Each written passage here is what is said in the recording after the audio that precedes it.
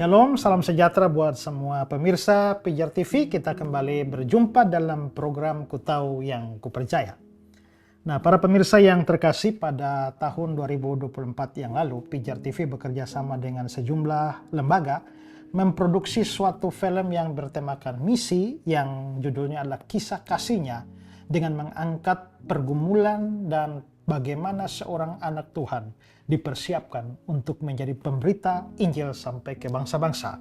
Dan bagi saudara yang belum sempat menonton film itu, saudara bisa menontonnya di YouTube Pijar TV, atau di layar Anda ada barcode, silakan scan dan dapat menonton filmnya secara gratis. Dan kami juga mau berterima kasih untuk setiap saudara yang telah ambil bagian di dalam produksi film itu, baik waktu, tenaga, perhatian, dan juga dana. Dan program Ku Tahu Yang Ku Percaya kali ini mengangkat tema yang sama, yakni tentang misi yang sama dengan film Kisah Kasihnya. Tapi uniknya adalah dengan membahas cuplikan-cuplikan dari film ini dengan konteks pembahasan tentang misiologi atau pemberitaan Injil, pelaksanaan amanat agung Tuhan Yesus Kristus. Dan karena ini membahas tentang cuplikan dari film ini, maka program ini masih satu paket dengan film Kisah Kasihnya.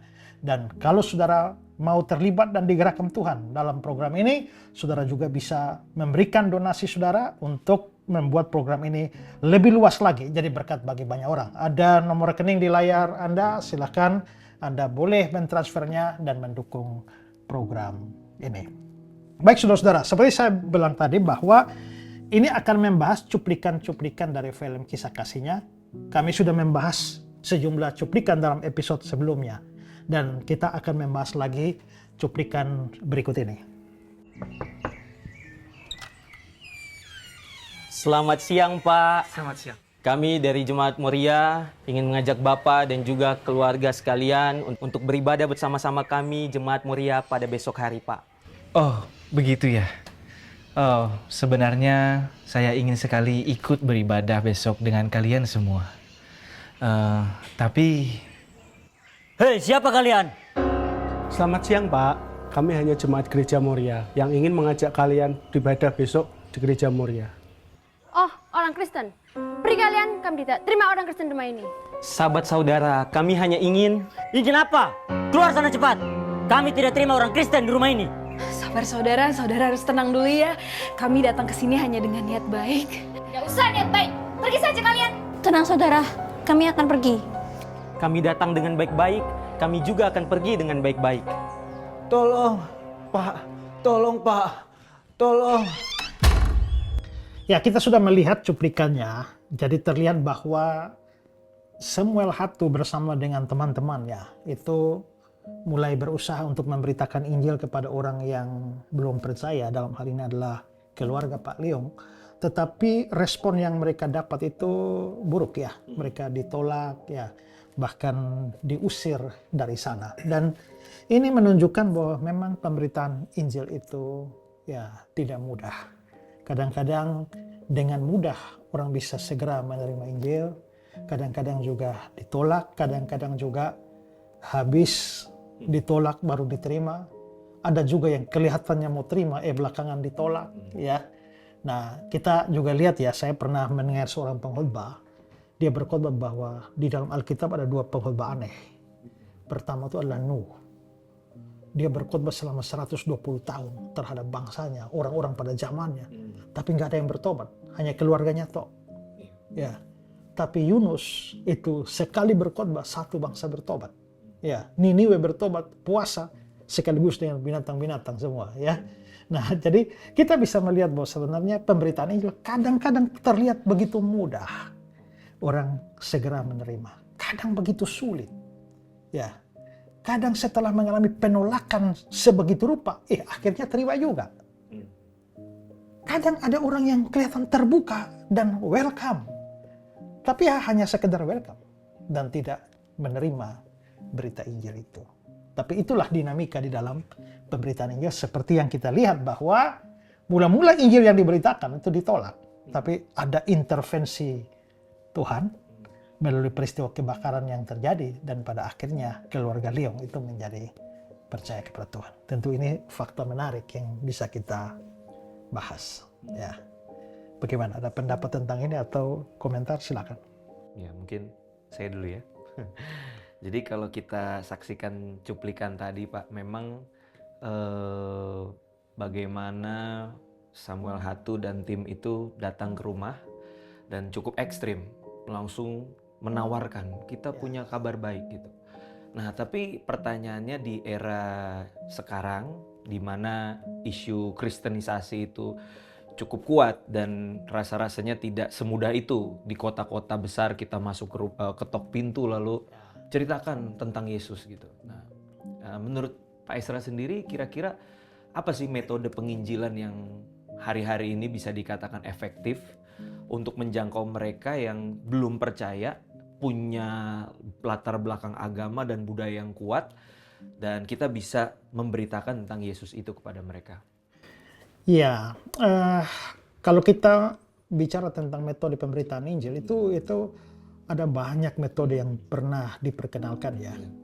Tetapi menurut saya apakah sebuah metode itu efektif atau tidak, itu tergantung di mana dan kapan. Dan orang jenis macam apa yang dihadapi. Karena satu metode bisa sangat relevan pada zaman tertentu, tempat tertentu, tapi di tempat lain sudah nggak relevan. Dulu kalau kita lihat, waktu saya masih kecil tuh diajak doa untuk penginjilan, kami berdoa tuh hamba-hamba Tuhan untuk penyebaran traktat-traktat dan segala macam gitu. Ya bagi-bagi traktat tuh pakai helikopter saja dilepas begitu ya. Tapi zaman sekarang mana itu relevan. Kita lihat contoh metode penginjilan evangelism explosion yang di Amerika dulu, lalu dibawa ke Indonesia. Makanya ada EE di Indonesia juga.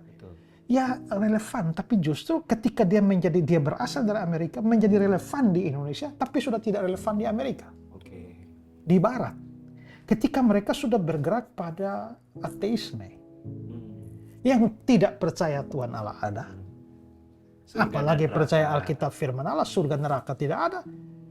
Kan kalau metode EE itu kan kita datang, kalau Anda mati hari ini, kira-kira Anda pergi ke surga atau neraka. Kami pernah melatih begitu di sekolah teologi tempat saya ngajar, ya. Nah, setelah itu melepaskan anak-anak pergi. Nah, dia ketemu sampai terminal, lalu ketemu si bapak. Kalau bapak mati hari ini, kira-kira bapak pergi ke surga atau tidak? Kan itu sudah dilatih step by step kan. Kalau dia jawab tidak, respon kita bagaimana? Kalau dia jawab ya, kita bagaimana? Kenapa Bapak cukup yakin bahwa Tuhan akan mengizinkan Bapak masuk ke surganya? Nanti lihat dia, kalau dia merasa, karena saya rajin gereja, berarti begini, semua step sudah diajari. Begitu ditanya, kalau Bapak mati hari ini, Bapak yakin masuk surga? Dia bilang, saya nggak percaya ada surga, nggak ada neraka. Langsung blank itu mahasiswa, sudah kehilangan, mau kemana lagi, sedangkan jurusnya dia tuh kan patah di situ kan. Itulah sebabnya para pemberita Injil di Barat sekarang kan alih-alih ngomong Alkitab, mereka sudah nggak percaya Alkitab kok. Ya, makanya mereka seperti ya para apologet Arafi Sakarias dan lain-lain itu kan mereka mulai main di kampus-kampus dengan perang melawan ateisme secara logis. Ya. Nah, sementara itu kalau kita pergi ke kampung-kampung yang tahun 90-an, tahun 80-an, waktu saya masih pergi ke kampung-kampung itu jago-jago okultisme semua kan. Maka pendekatannya memang harus pendekatan supranatural, usir setan dan lain sebagainya. Ya. Nah, tetapi zaman sekarang ini ya itu dia tadi. Kalau ya kita memaklumi cuplikan tadi gayanya Pak Samuel ya karena dia dipanggil tahun 60-an atau 70-an tuh ya. Datang ini. Kalau sekarang hari ini kan rumit kalau begitu ya. Ya, kan rumit begitu ya. Jadi metode yang paling baik itu ya kita harus bertanya kapan, di mana, dan kepada siapa. Baru kita bisa menentukan metode yang baik, ya, yang relevan. Nah, jadi tapi ya menurut saya sih gini ya, kita kalau misalnya kita bicara bagaimana ya kita mau memberitakan ini pada budaya orang yang sudah punya budaya tertentu, kepercayaan tertentu dan sebagainya, ya. Saya juga kalau ada orang asing datang tiba-tiba menolong saya, kami bawa berita begini-begini, saya pasti tolak. Tapi lain cerita kalau orang itu membangun persahabatan dengan saya. Ya, dan menjadi akrab. Sehingga pada waktu dia berbicara tentang keyakinannya kepada saya tidak lagi curiga bahwa dia mau mengkristenkan saya atau mau memurtadkan saya. Tapi betul-betul dia mau menyatakan kasih kepada saya karena dia tahu sesuatu. Nah, jadi menurut saya dalam hal ini mungkin ya tergantung kita hadapi siapa. Mungkin ada bagusnya menarik di mana Paulus menghadapi banyak jenis orang pada waktu dia memberitakan Injil. Coba Bapak bisa baca 1 Korintus pasal yang ke-9. Mulai ayat 20 sampai 23 ya. 1 Korintus pasalnya yang ke-9 ayat 20 sampai 23. Demikianlah bagi orang Yahudi aku menjadi seperti orang Yahudi, supaya aku memenangkan orang-orang Yahudi. Bagi orang-orang yang hidup di bawah hukum Taurat, aku menjadi seperti orang yang hidup di bawah hukum Taurat. Sekalipun aku sendiri tidak hidup di bawah hukum Taurat, supaya aku dapat memenangkan mereka yang hidup di bawah hukum Taurat. Bagi orang-orang yang tidak hidup di bawah hukum Taurat, aku menjadi seperti orang yang tidak hidup di bawah hukum Taurat. Sekalipun aku tidak hidup di luar hukum Allah, karena aku hidup di bawah hukum Kristus, supaya aku dapat memenangkan mereka yang tidak hidup di bawah hukum Taurat. Bagi orang-orang yang lemah, aku menjadi seperti orang yang lemah, supaya aku dapat menyelamatkan mereka yang lemah. Bagi semua orang, aku telah menjadi segala-galanya, supaya aku sedapat mungkin memenangkan beberapa orang dari antara mereka. Segala sesuatu ini aku lakukan karena Injil, supaya aku mendapat bagian dalamnya. Ya, kalau kita lihat itu, Paulus menghadapi ini, aku seperti ini supaya aku dapat memenangkan, supaya aku dapat memenangkan. Artinya Paulus itu metodenya, itu dia sesuaikan dengan siapa dia hadapi. Ya, jadi di sini memang kita kalau bicara metode ya kita tinggal lihatlah siapa yang kita hadapi. Ya, itu baru kita memikirkan metode yang relevan. Tapi yang pertama tuh tadi adalah bahwa bagi orang Yahudi aku seperti orang Yahudi, bagi orang ini artinya memang itu butuh sebuah pendekatan relasi pribadi. Ya. Kedua adalah bahwa tentu orang sudah punya kebudayaan, orang sudah punya kepercayaan tertentu. Jangan langsung menyerang kepercayaan mereka.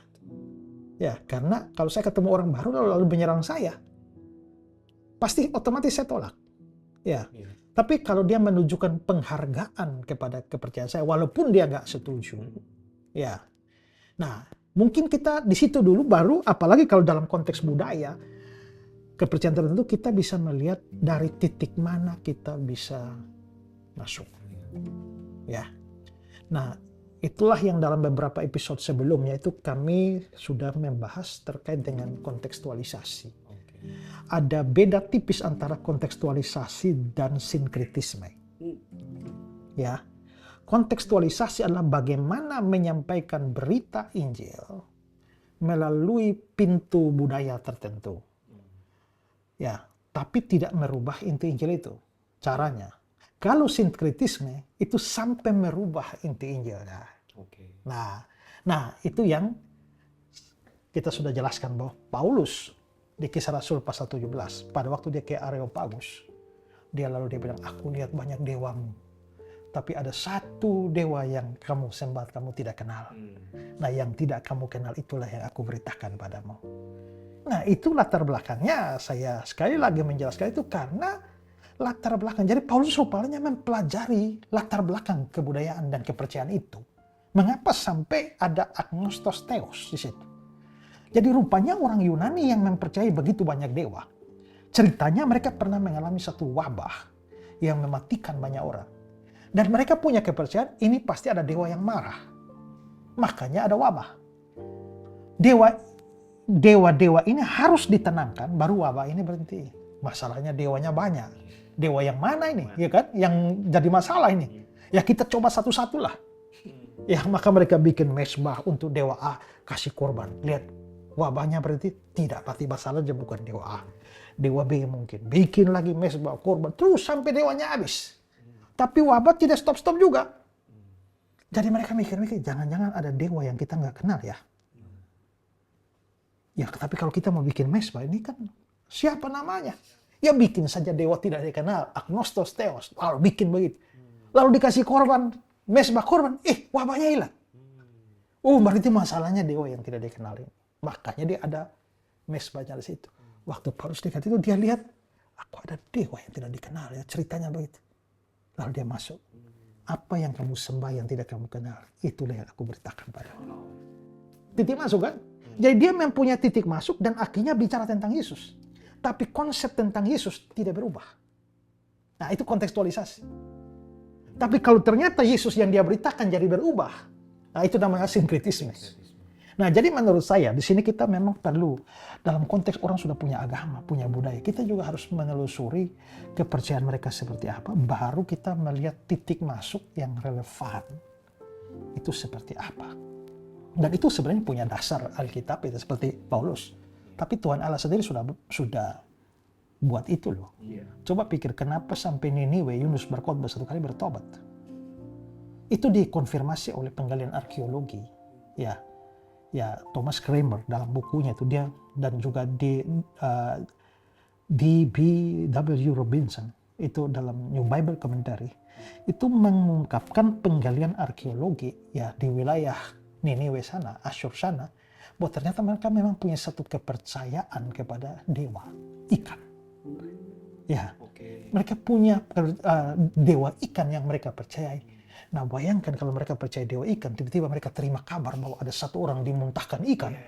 Wih, ini utusan dewa nih, kan? Utusan dewa ini sekali berkhotbah, tobat semua, kan? Nah, berarti Tuhan Allah itu telah menetapkan bahwa kontekstualisasi, memanfaatkan kepercayaan itu melihat celah untuk memasukkan Injil. Nah, itu berarti butuh waktu lama dong. Kita nggak bisa datang kayak zamannya Samuel Hatu kan, datang langsung todong orang begitu. Zaman sekarang itu relevan pada zamannya, tapi tidak relevan pada zaman kita sekarang.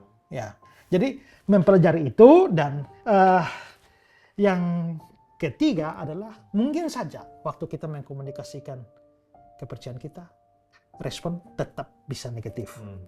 Tapi ya disitulah kita perlu seperti amanat 1 Petrus 3:15, siap sedialah memberi pertanggungjawaban. Tapi tentang apa yang kamu percaya, tapi harus dengan lemah lembut dan hormat. Nah ini kalau kita memang, kalau beda dengan apologia yang misalnya terjadi perdebatan. Ya, saya juga terjun dalam apologia yang bisa berdebat, dia baku hajar saja. Ya kan? Tapi kalau saya sedang berapologia dalam kerangka saya mau memasukkan Injil dan membuat mereka percaya pada Injil, saya harus menjaga dong. Penggunaan kata yang baik supaya orang yang waktu saya menjawab itu tidak dianggap sebagai menghina kepercayaan mereka. Saya bisa memenangkan perdebatan itu, tetapi kalau itu misinya untuk memberitakan Injil dan membuat mereka percaya, itu bisa gagal. Ya, dan pada akhirnya adalah tugas kita tuh memberitakan. Soal orang percaya atau tidak itu bukan urusan kita. Betul. Ya kan? Roh Kudus itu punya salah satu pekerjaan, dia menginsafkan dunia akan dosa. Paulus bilang, aku menanam, Apolos menyiram, Tuhan yang kasih pertumbuhan. Paulus boleh khotbah macam apa, metode macam apapun, tapi Alkitab bilang, lalu Tuhan membuka hati Lydia, sehingga dia memperhatikan apa yang dikatakan Paulus. Artinya adalah bahwa pada akhirnya Tuhan, tugas kita adalah memberitakan, tapi memikirkan metode terbaik sesuai dengan zaman kita sekarang. Nah sekarang dengan zaman seperti sekarang ini, ya saya kira menarik bahwa media sosial ini sangat penting kalau dikelola dengan baik. Ya, bagaimana pesan ini, dan ini berbagai macam batasan itu tak bisa menahan pemberitaan Injil lewat media sosial. Itulah sebabnya ya kenapa kita dengan Pijar TV ini bikin program-program seperti ini, yang kita sadar zaman dulu ya memang kalau bikin KKR banyak ya, tapi pertanyaan coba kalau kita mau sungguh-sungguh efisiensinya, waktu kita bikin KKR berapa banyak orang non Kristen datang? Mungkin nggak ada. Tetap penting juga karena di dalam gereja ada banyak orang Kristen KTP yang belum percaya Yesus. Kita menantang mereka. Tapi kalau skop yang lebih luas di mana orang yang berkepercayaan yang lain, kita bikin KKR, mereka nggak mungkin datang masuk gereja kita untuk dengar Injil di situ. Paling 1-2 orang. Makanya pada waktu saya misalnya berapologia, berdebat, ya diundang oleh pihak seberang datang, ya saya mau. Kenapa? Orang bilang, mungkin saya debat dengan para debater dari lawan, mereka nggak bertobat. Ada orang yang mendengar. Tapi ada orang mendengar. Kedua adalah waktu saya ini kan giliran bicara. Kalau mereka bicara, saya diam. Giliran saya bicara, mereka harus diam. Nah, waktu saya bicara itu saya beritakan Injil. Waktu itu diam, giliran saya. Dan orang di sana begitu banyak. Dan mereka harus duduk diam mendengar saya bicara Injil. Dan itu tidak mungkin saya dapat waktu KKR. Ya kan? Ya kan? Nah, dan itu sungguh-sungguh ada. Ada orang yang setelah itu mengaku dia dari Kristen pindah ke seberang. Setelah mendengar perdebatan itu dia pulang, dia nggak bisa tidur. Dia renungkan itu semua. Beberapa bulan kemudian akhirnya dia menyatakan balik Kristen. Ya, video-videonya ada semua, tapi kita tidak mau publikasi. Ya, tapi artinya bahwa media ini penting sekali untuk kita pakai. Tinggal bagaimana kita mengemasnya, ya. Dan kalau tadi saya bilang bahwa kita mungkin dengan relasi pribadi, hal yang paling penting adalah kekuatan kesaksian kita, hidup kita. Itu penting, ya. Apabila orang melihat perbuatanmu, ya. Tapi kalau dilihat terus orang Kristennya hidupnya buruk terus, nah ini jadi repot kan? Ya. Malah jadi Pendeta Stephen Tong pernah bersaksi bahwa dia pernah penginjilan ke Bengkulu, lalu naik bis kan, lalu karena banyak barang ditaruh di atas bis, penumpang penuh. Terus pada waktu mau lewat satu kampung, tiba-tiba kondektornya bilang, saudara-saudara hati-hati masing-masing perhatikan barangnya. Kenapa? Karena di depan kita akan lewat kampung Kristen. Terus Stephen Tong tanya, ada apa? Pak, kalau kampung Kristen itu bahaya Pak, itu banyak yang nyolong itu, ya jadi harus hati-hati. Kalau sudah lewat sampai kampung Islam, ya itu mulai aman. Nah ini kan jadi kesaksian yang buruk artinya kan. Nah jadi ya pada akhirnya berita Injil harus dikombinasikan dengan relasi persahabatan, dikombin dengan kehidupan kita yang baik dan pemilihan metode penginjilan yang relevan. Dan pada akhirnya biarkan Roh Kudus bekerja. Ya. Jadi nggak ada satu metode yang cukup relevan untuk ini. Kalau sekarang pergi ke barat, sudah nggak laku. Tapi untuk sekarang masih laku. Karena biarpun dia mau pemabuk macam apapun, dia masih percaya ada surga neraka. Ya, masih relevan gitu loh. Ya. Itu menarik Pak ya, karena kita base-nya memang pelayanan anak muda, saya dan Caleb, dan kita menemukan memang salah satu metode yang efektif saat ini adalah persahabatan. Ketika kita membangun hubungan, relasi. Jadi kadang orang itu pun tidak sadar bahwa kita sedang memberitakan Injil kepada dia. Kita ngobrol-ngobrol bisa sampai ke sana gitu. Jadi itu satu hal yang tepat sekali, dan juga sosial media. Ya, saya pikir itu juga cara kita ya Lep ya untuk menjangkau generasi muda seperti saya punya teman satu ya. Dia waktu ketemu saya dia penginjil jalanan. Ya, jadi ya rupanya dia concern pada para pemulung dan para preman. Tapi dia menggunakan, karena dia hebat main gitar, jadi dia pakai gitarnya itu. Jadi ya dia kadang-kadang kumpul mereka main gitar dan sedemikian orang suka. Nah di tengah-tengah itu dia menyanyikan lagu-lagu gospel. Lalu dia ngomong, kamu tahu nggak itu lagu apa yang saya ini? Contoh ya, dia bilang,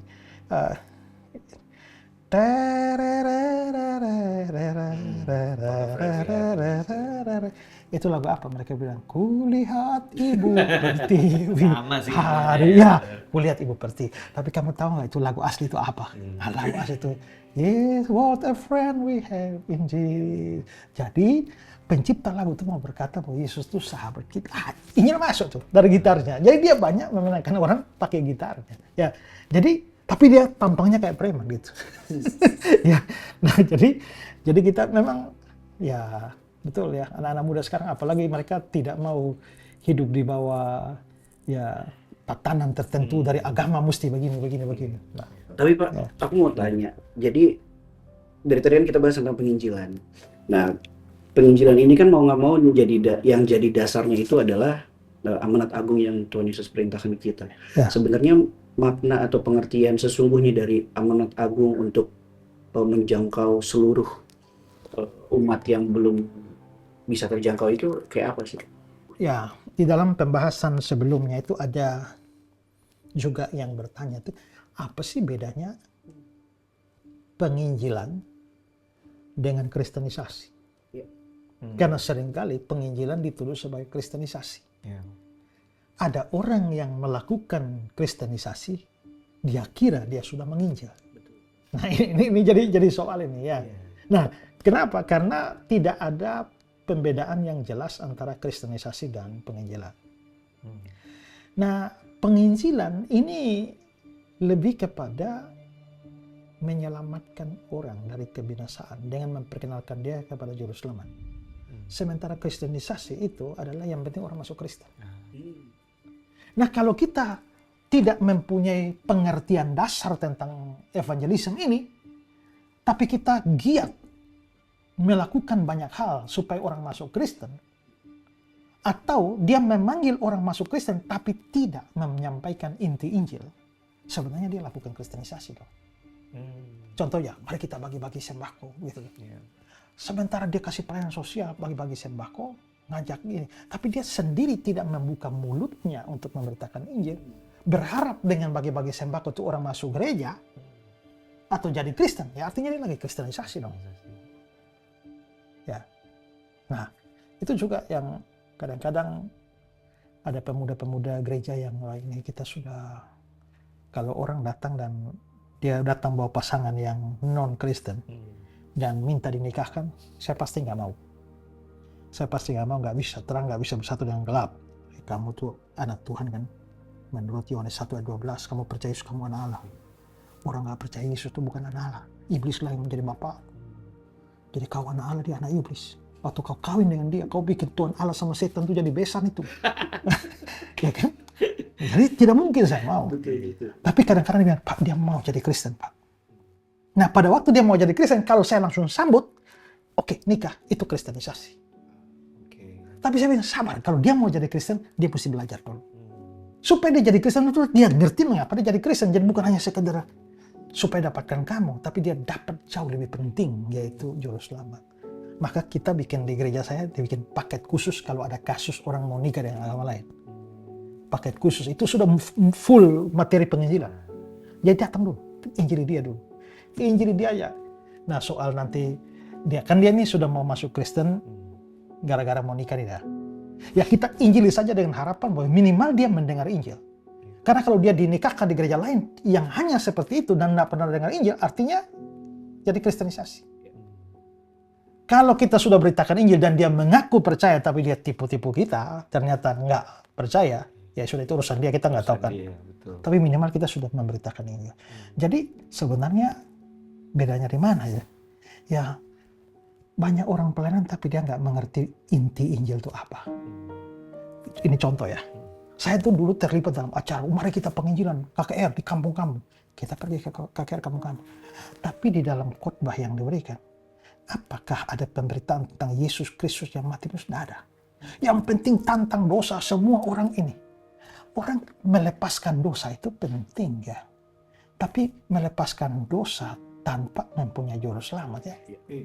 Maksudnya apa manfaatnya?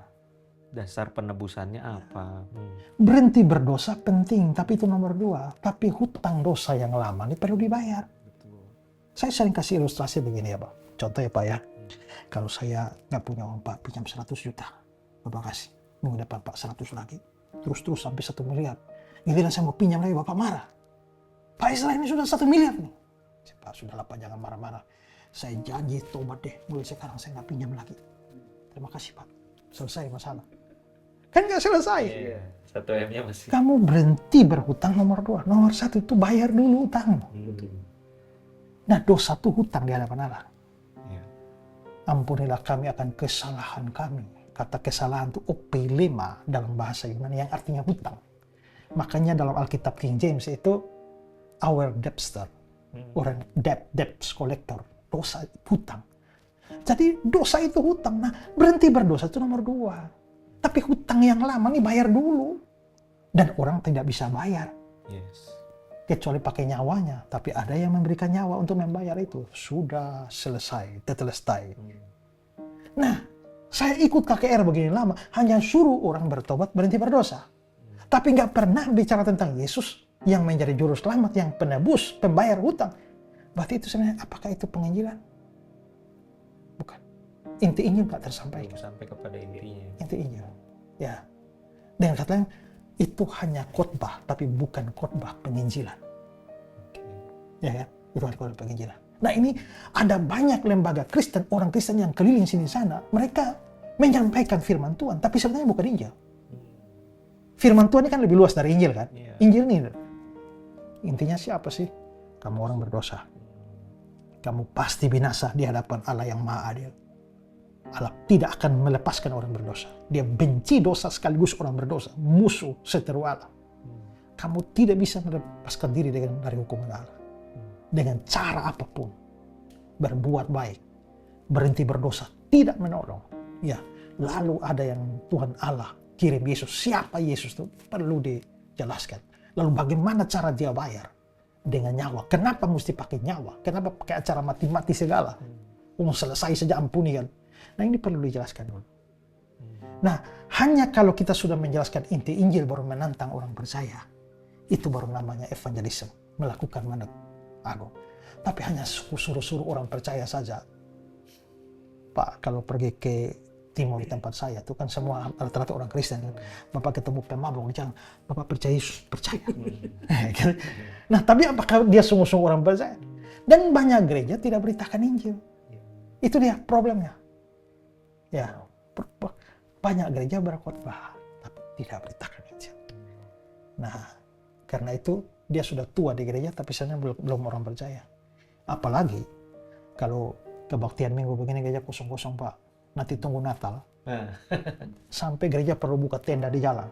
Berarti ada banyak orang yang baru keluar dari persembunyian kan? Nah, ini kesempatan penginjilan no. Ya, jadi momen Natal dan segala macam itu adalah momen di mana Injil diberitakan. Ya, jadi itulah amanat agung. Kita bisa beritakan Injil di dalam gereja, tetapi juga ingat bahwa jadi ada banyak orang tersesat di dalam gereja. Ada banyak di luar gereja. Nah, ini kita bisa melihat bagaimana Tuhan memakai hamba-hambanya. Ada yang Tuhan pakai untuk penginjilan di dalam gereja. Tapi juga harus ada dan perlu didoakan untuk penginjilan di luar gereja. Karena banyak orang. Ada jalan disangka lurus pada ujungnya menuju maut. Ya. Nah, kalau di dalam gereja sih gampang Pak, bikin KKR aja. Datang semua tuh. Apalagi bilang tambah artis. Mau ramai-ramai datang gitu. Ya kan? Tapi untuk di luar gereja nih perlu metode tersendiri. Ya. Ya, itu media sosial itu penting. Jadi menjalin persahabatan. Ya, saya kasih cerita ya. Satu hari di bandara. Saya pas ke toilet. Pas ada orang keluar. Waktu saya menghadap di urinoir, saya lihat, ada tas. Ya, tas. Waktu saya lari keluar, bawa tas ini, orangnya sudah tidak ada. Saya buka tasnya, ada HP, ada tablet, ada macam-macam di situ. Nah, tapi kan, ya saya nggak tahu tuh teleponnya bagaimana. Saya mau buka HP-nya supaya kontak itu, juga HP-nya terkunci. Ya sudah. Saya nunggu aja. Ternyata orangnya telepon, tapi dia sudah di pesawat. Nah, sudah di pesawat, ya sudah dia ngomong sama saya bilang, bisa titip di petugas di bandara. Saya bilang, jangan ibu titip di petugas di bandara bisa nggak sampai. Percayalah sama saya pasti kembalikan. Tinggal di mana? Di Jakarta. Oh, saya di Kupang. Nanti saya akan tanggal sekian akan ke Jakarta, kontak. Oke, akhirnya kontak, saya kembalikan barang. Tapi saya lihat tiap kali saya bikin status Facebook, dia selalu lihat.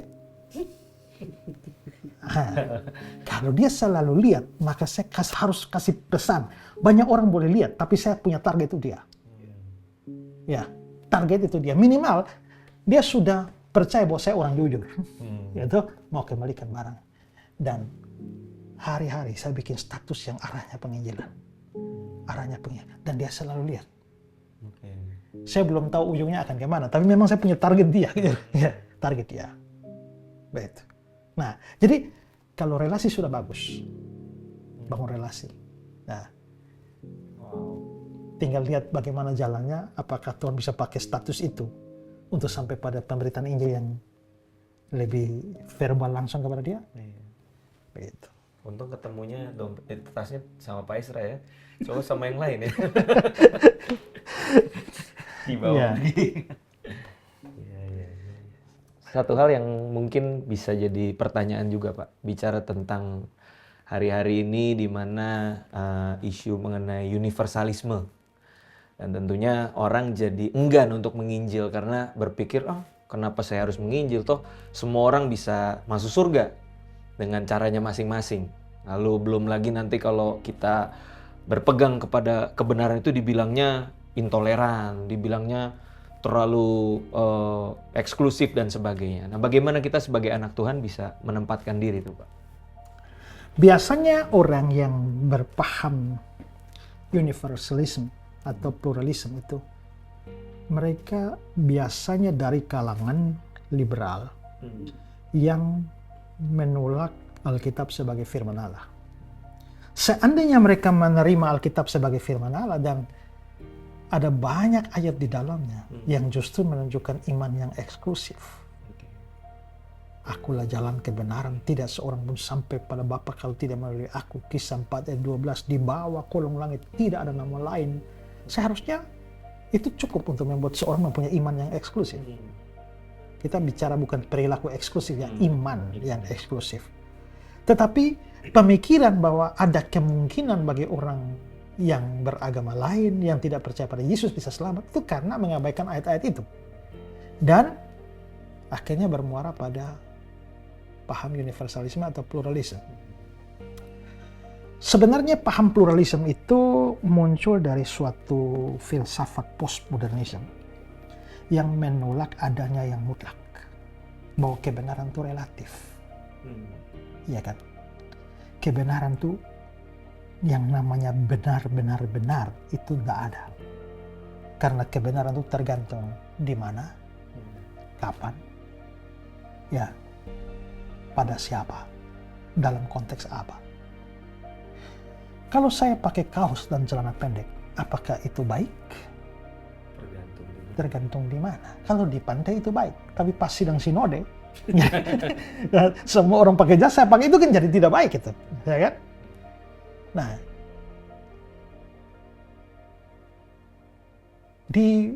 saya baca kisah penginjilan di Papua. Kalau orang berkhianat, mestinya kan jelek gitu ya. Seperti Yudas berkhianat pada Yesus. Tapi pada waktu LPMI dulu memutar film Jesus of Nazareth kepada satu suku tertentu di sana, dan mereka semua nonton, dan sampai Yudas menjual Yesus, lalu dengan ciuman tiba-tiba mereka bangkit bertepuk tangan buat Yudas. Gitu. Sampai pikiran kenapa orang berkhianat begini ditepuki tangan. Habis itu baru mereka tahu bahwa menurut mereka orang hebat itu adalah pahlawan yang mampu mengalahkan lawannya, musuhnya dengan cara halus. Dan itulah yang dilakukan Yudas lewat ciuman. Maka Yudas dipuji. Bagi kita di sini itu pengkhianatan, bagi mereka itu pahlawan.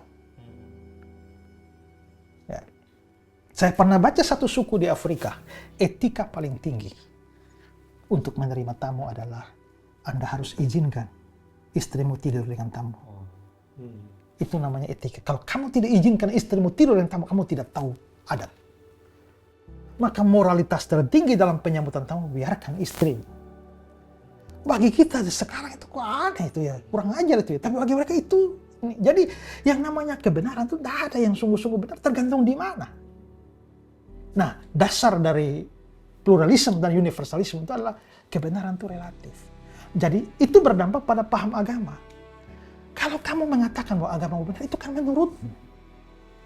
Kenapa itu harus berlaku bagi orang agama lain? Yes, Yesus satu-satunya jalan, tapi itu khusus Kristen saja lah. Karena agama lain juga punya cara keselamatan sendiri-sendiri. Kenapa cara Kristen harus diterapkan pada yang lain? Kebenaran relatif. Model kayak begini, ketika mereka sudah nggak percaya Alkitab firman Allah ya, kita mau pakai, tapi ayat ini berkata Yohanes 14, sudah nggak relevan menghadapi orang dia nggak percaya kok. Oh, caranya bagaimana? Ya cari titik pijak yang sama. Logis, logika. Oke, benarkah kebenaran yang objektif? Itu tidak ada, semua kebenaran relatif. Ya, kalau begitu, apakah pernyataan bahwa sebuah kebenaran itu adalah semua kebenaran relatif, itu relatif atau tidak? Dibalikin ya. Ya kan? Kalau itu relatif, maka itu pun tidak harus benar. Tidak absolut. Tidak absolut. Tapi kalau itu ternyata absolut, berarti kebenaran absolut ada. Dan pikirkanlah bahwa kalau kamu hidup dengan kebenaran relatif, kamu nggak bisa hidup hari-hari. Saya jual minyak tanah. 1 kaleng, 1 drum, misalnya 500.000. Ya, atau, nggak usah lah, 100.000. Murah aja. Nah, enggak, saya rubah harga. 70.000. Bapak datang bawa uang 1 lembar, 100.000. Ya, setelah itu, saya kembalikan Bapak 10.000. Loh, harganya berapa? 70. Uang kan 100. Ya, ini sudah saya kembalikan 10.000. Bapak akan marah. Loh, harusnya kan 30. 100.000 kurang 70.000 kan 30.000. Nah, itu kan menurut Bapak. Kebenaran itu relatif. Menurut Bapak, 100.000 kurang 70.000, 30. Tapi menurut saya 100.000 kurang 70.000, 10.000. Mau apa? Kan kebenaran Bapak jangan paksakan pada saya. Nah ini kan jadi kacau. Ya kan?